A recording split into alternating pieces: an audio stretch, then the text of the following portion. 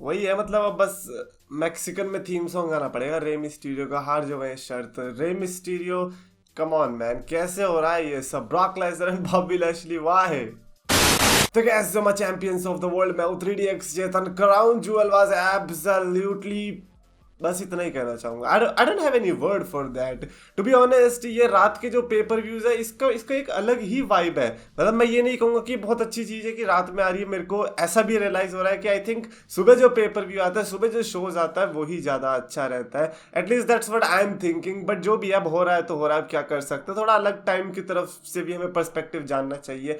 और इस crown jewel के अंदर बहुत अलग अलग चीजें देखने को मिली। सबसे पहले तो जेक पॉल और ब्रॉक लेसनर की फोटो आ गई ट्विटर पर, हम लोग पागल हो गए भाई, ये क्या हो रहा है? Jake Paul and Brock Lesnar, to be honest Jake Paul definitely look like Brock Lesnar से illegitimate son and the problem child. और जो जिस तरीके का निकनेम है जेक पॉल का, वो सूट भी कर रहा था ब्रॉक लेसनर के बेटे को। साथ ही साथ इन्होंने एक पता नहीं ड्रोन शॉट से कैसा तो कुछ कर दिया था कि ऊपर लाइट्स से शेप्स बन रही थी। मतलब जो WWE वाले 3D का वो ऑगमेंटेड रियलिटी से वो बंदे नहीं दिखा रहे थे, जैसे रोमन रेंस का ऐसे एक्शन फिगर आता है, सऊदी वालों ने कहा हम पे तो बहुत पैसा, एक काम करते हैं आसमान में ही आकृतियां बना देते। तो वो बड़ा इकोनिक लग रहा था, मतलब फुल गूज बम्स वाली चीजें थी वो।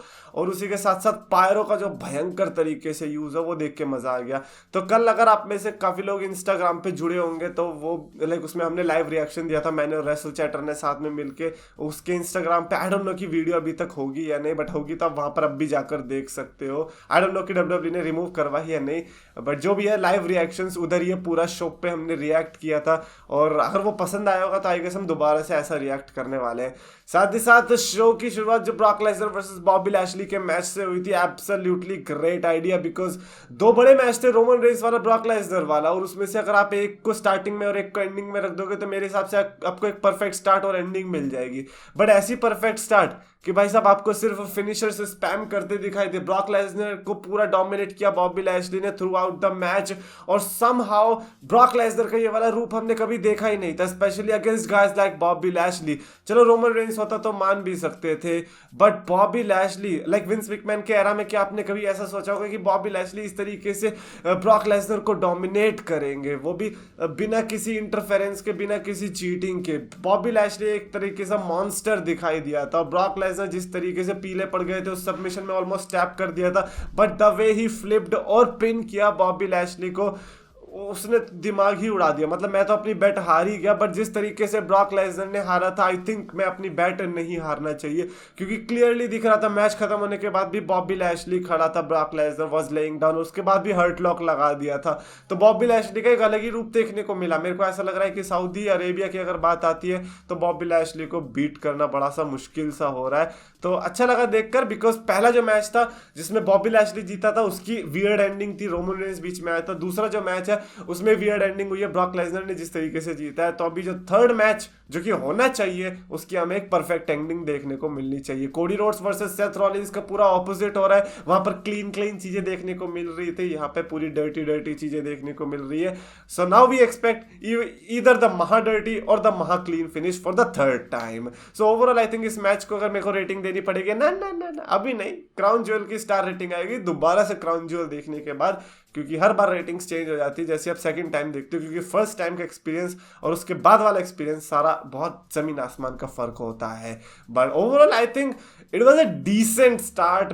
एंडिंग ने भले ही हक दिया होगा, इवन दो ब्रॉक लेसनर के फैंस वर सेइंग कि यार एंडिंग बेकार थी, तो आप समझ सकते हो कितनी एंडिंग बेकार होगी। Damage control, Alexa Bliss and Iyo Sky, मेरी प्रेडिक्शन आपको पता है डैमेज कंट्रोल थी। डैमेज कंट्रोल ने यहाँ पर मैच जीता भी in a boring match. I would say boring too, because at least for me, मैं ये नहीं कहूंगा कि ये जिस तरीके का सेटअप बना था ये बोरिंग था। आई थिंक जिस तरीके के जोन में हम लोग आ गए थे, स्पेशली रात का टाइम था, स्पेशली ब्रॉक लेसनर जिस तरीके से जीते थे, उसके बाद ये चीजें भी बहुत ज्यादा इफेक्ट डालती है कि आपको अगला मैच कैसा लगने वाला है। और ये वाले मैच में सही में बता रहा हूँ कि बोरियत होने लग गई थी। एक स्पॉट आया था, आई थिंक वही ज्यादा अच्छा था, जिसमें पर वो तो हर बार ही आता है टैग टीम मैचेस में, जिसमें टैग टीम सुपरस्टार्स एक दूसरे को उठा के पटक देते हैं, जिसमें होली शिट के चैंट्स आते हैं।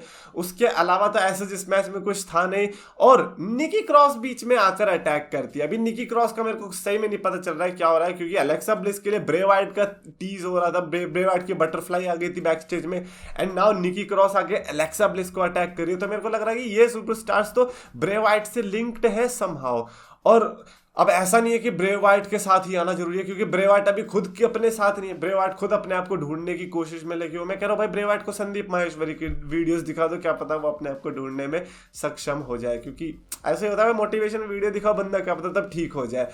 खैर इस मैच में तो ऑफ कोर्स डैमेज कंट्रोल ने मैच जीता। यहाँ पर मैं खुश इसीलिए हुआ क्योंकि मेरी प्रेडिक्शन आधी ट्रू हो गई, क्योंकि आधी तब ट्रू हो जाएगी जब बेली भी चैंपियनशिप जीत लेगी। तो ठीक है, फिर बेली वाले मैच की बात करते हैं, बेली वर्सेस बियांका, जो कि सेकंड लास्ट मैच था, लास्ट वुमेन स्टैंडिंग मैच।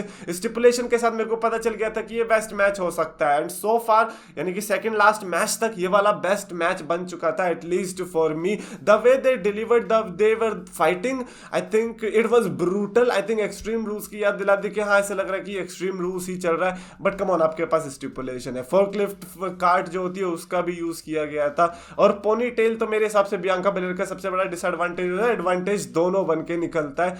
और बेली हार गई, ये मेरे को बर्दाश्त नहीं हुआ, बिकॉज और specially the way she lost, she was not even बेहोश। वो तो बेचारी उसको लैडर के अंदर सैंडविच बनाया और उस लैडर को रिंग के नीचे फंसा दिया, और बेली जिंदा है लेकिन वो निकलने की कोशिश कर रही है, लेकिन एक तड़पती मछली की तरह बेली बेचारी नहीं बाहर निकल पा रही, और बेली नहीं निकल पा रही, मेरा दिल बाहर आ गया। मैंने कहा भाई ये तो जिंदगी में जीना ही बेकार है, क्या कर रहे हैं हम लोग। डैमेज कंट्रोल की आधी टीम के पास चैंपियनशिप से और बेली के पास घंटा आया, और जिस तरीके से हारी, आई थिंक बियांका बेलेर को, आपको मैं तो कह रहा हूँ ये टाइटन ही है, क्या बियांका बेलेर को एक अलग ही स्पीशी घोषित कर देना चाहिए, बिकॉज बियांका बेलेर को हराना मेरे को लगता है अब आपको ब्रॉक लेसनर को ही बुलाना पड़ेगा अगर आपको बियांका बेलेर को हराना है। ओह वेट, ब्रॉक लेसनर तो जिस तरीके से जीते, आई थिंक ब्रॉक लेसनर की जगह में भी रोमन रेंस को ही बुलाना पड़ेगा। उसके अलावा मैचेस थे Drew McIntyre versus Karrion Kross का स्टील केज मैच, इसकी बात मैं करूंगा। जैसे कि आपको पता है कि मैं इस मैच के लिए उतना हाइप्ड नहीं था, बट इतना भी है कि हाइप्ड नहीं होने के बावजूद भी थोड़ा अच्छा मैच दे दिया। एटलीस्ट जो उनका स्ट्रैप मैच था एक्सट्रीम रूल्स में जो देखने को मिला था, उससे तो अच्छा मैच देखने को मिला था, इतनी तो मैं कह रहा हूँ। और इस स्टील के अंदर भी, स्टील केज के अंदर भी स्कारलेट ने स्प्रे मार दिया यार। अच्छा मैकिंटायर को मारी तो हमारी बेचारे रेफरी को मारी है, रेफरी को जब मारा गया तब मेरे को कुछ ज्यादा हंसी छूट गई। अब हंसी की छूट रही है इसका आइडिया तो मेरे को भी नहीं है, बट हाँ इसका रिजल्ट भी रिग्ड लगा। बट वहां पर रिजल्ट खत्म नहीं हुआ ना, रिजल्ट तो खत्म तब हुआ जब ड्रू मैकिंटायर ऊपर से आके उछल के फ्लोर पे टच कर गए और कैरन क्रॉस टच नहीं कर पाए। तो ये मेरे को बहुत वैसी वाली एंडिंग लगी कि यार एक बैड गाय के साथ ऐसा हो गया, क्योंकि यूजुअली गुड गाय के साथ ऐसा होता है, गुड गाय आने की कोशिश करता है लेकिन बैड गाय पहले टॉप मार लेता है। लेकिन ड्रू मैकिंटायर ने करा, बहुत अच्छी बात है, क्योंकि आप एक लूजिंग मोमेंटम में थे। स्पेशली वो जो कार्डिफ वाली लॉस थी, मेरे को लगता है वो बहुत ही ज्यादा भयंकर तरीके से दिल पे लगी होगी मैकिंटायर को। अगर उससे रिकवर करना था तो यहाँ पर विक्ट्री की बहुत ज्यादा जरूरत थी। और कम ऑन, आप कैरन क्रॉस से कितना हारना चाहोगे। जजमेंट डे वर्सेस ओसी के बीच 6 मैन टैग मैच जो देखने को मिला था, that was good too. Specially I think Gallows बहुत अच्छे से शाइन करते दिखाई दिए थे, एंडरसन उतना नहीं। एजे स्टाइल्स काफी खुश थे, एजे स्टाइल्स के मूव्स में आप बता सकते हो कि हाँ उनके दोस्त उनके साथ आ चुके हैं, वो उस खुशी के साथ लड़ रहे थे।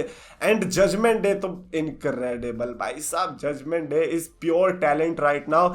फिन बैलर स्पेशली जिस तरीके से वो निखरा है ना इस साल जजमेंट डे की वजह से, आई थिंक थैंक्स बोलना चाहिए एज को कि जजमेंट डे का यहाँ पर आगमन देखने को मिला। आई थिंक जजमेंट डे की जो विक्ट्री थी बड़ी ही डिजर्विंग थी। The way they were fighting, the way Riya replay was handling the situation, impressive. क्या अटकाऊं मैं भाई, मजा आ गया।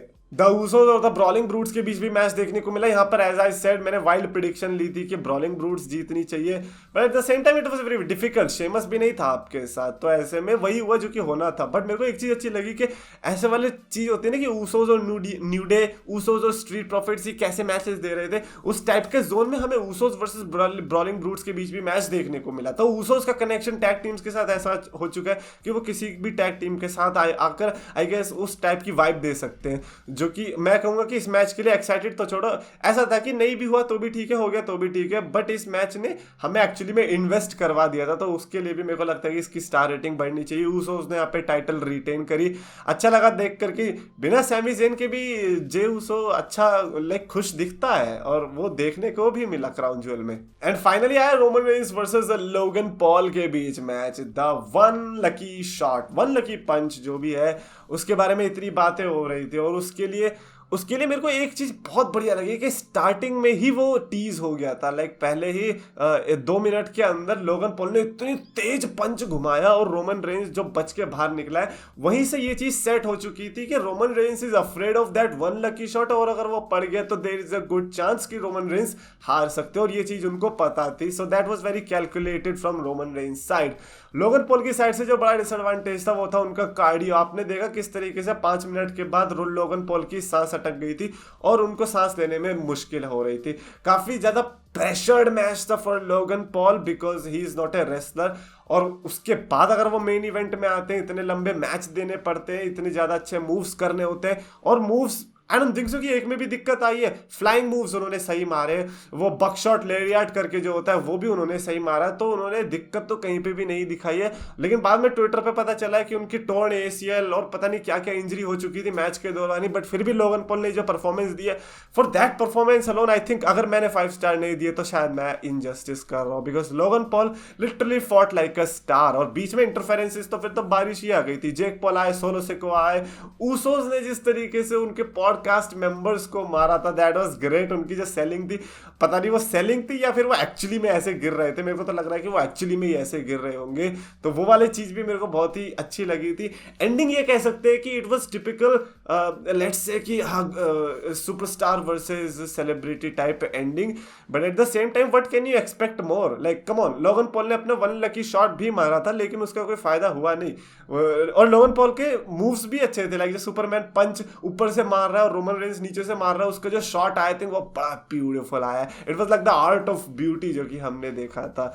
तो Roman Reigns versus Logan Paul के मैच में जब वो वन लकी पंच पड़ा था, उसके बाद हमने देखा रोमन रेंज का पूरा ही सिनेरियो चेंज हो गया था। उन्हें पता चल गया था कि मैंने किक आउट तो कर दिया लेकिन मेरे को बहुत ज्यादा पेन हो रहा है, और जब उन्होंने मैच जीता, जो कि मेरी प्रेडिक्शन गलत हो गई, प्रेडिक्शन तो क्या ही है, मैं तो पागल हूं ना, मेरे को पता था रोमन रेंज जीत रहा है, बट फिर भी मैं लोगन पॉल की साइड किया जस्ट इन केस। बट बहुत मुश्किल था ऑफकोर्स लोगन पॉल का जीतना। जेक पॉल के साथ भी आप मुश्किल ही है। जेक पॉल को by the way theme song मिला है, so there is a good chance कि हमें पॉल ब्रदर्स वर्सेस ऊसोस देखने को मिल सकता है। मिल जाए तो भाई अच्छा ही है। तो उसके बाद रोमन रेंज ने एंट्रेंस पे जिस तरीके से परफॉर्मेंस दी थी, आई थिंक आपको एक बार वो स्टडी करनी चाहिए, because that was something else. उसको देख के ऐसा लग रहा था कि शायद से लोगन पॉल ने असली में जड़ दिया एक मुक्का और उसके चक्कर में रोमन रेंज के रियल रिएक्शन निकल रहा है, और अगर ऐसा नहीं है then hats off to Roman Reigns bro, what are you doing. ये आपका पता नहीं भाई क्या परफॉर्मेंस दे रहे, it is incredible man. I think when it comes to Crown Jewel the whole paper view, मैं अगर एक बार देखूंगा मेरे को ऐसा लगता है कि शायद से एंटरटेन्ड होने वाला हूँ। वो तो रात का टाइम था, हो सकता है इसीलिए थोड़ा अलग जोन में था, but overall I think it was a decent show, at least अभी के लिए डिसेंट शो था फर्स्ट टाइम के लिए। सेकंड टाइम के लिए will talk about that in the star ratings. आपके फर्स्ट थॉट्स क्या है, इनिशियल थॉट्स कमेंट्स में डेफिनेटली लिखकर बताना, आपका फेवरेट मैच या जो भी लिखना है। और अगर आपको वीडियो पसंद आया तो प्लीज लाइक करो, शेयर करो, चैनल को सब्सक्राइब करो। ब्रे वाइट के बारे में क्या बात करें, मैं ब्रे वाइट ने सच कुछ स्पेशल बताया ही नहीं।